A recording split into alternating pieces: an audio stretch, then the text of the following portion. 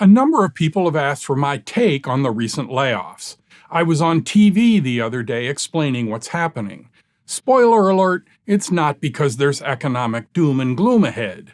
Most companies are doing these layoffs for far more tactical reasons. This is the first of 3 videos I'll be doing on layoffs, along with a much longer video on YouTube.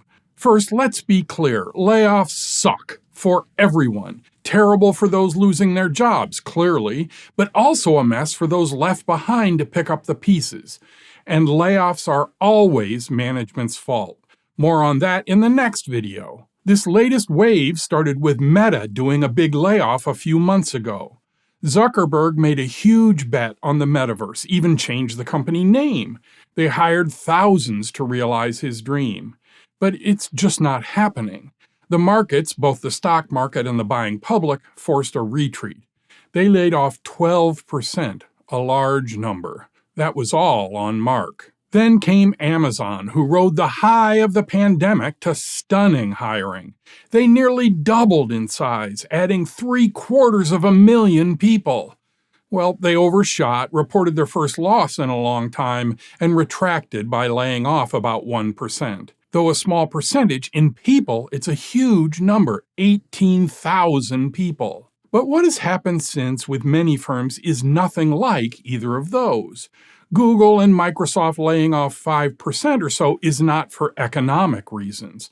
Both companies recently reported increased earnings year over year. Both have hundreds of billions of dollars in cash.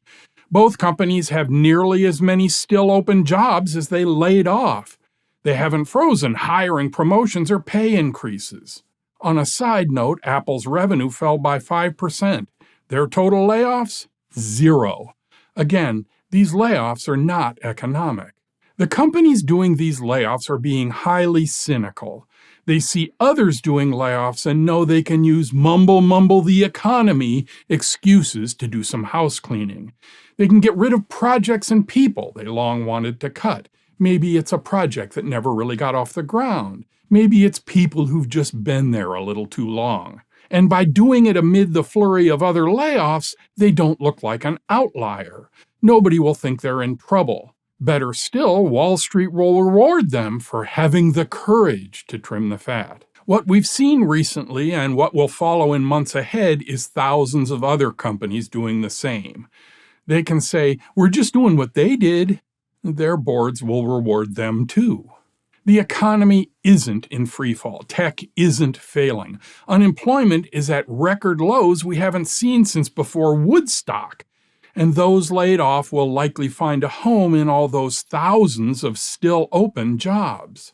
None of this mitigates the shattering of lives that's going on. Layoffs suck all around. And these layoffs are happening because the companies didn't have the courage to cut those projects for years. That's on their management and is the subject of the next video. Worse, the way these companies laid people off was heinous. Some of those firms were simply cruel, for no reason other than laziness.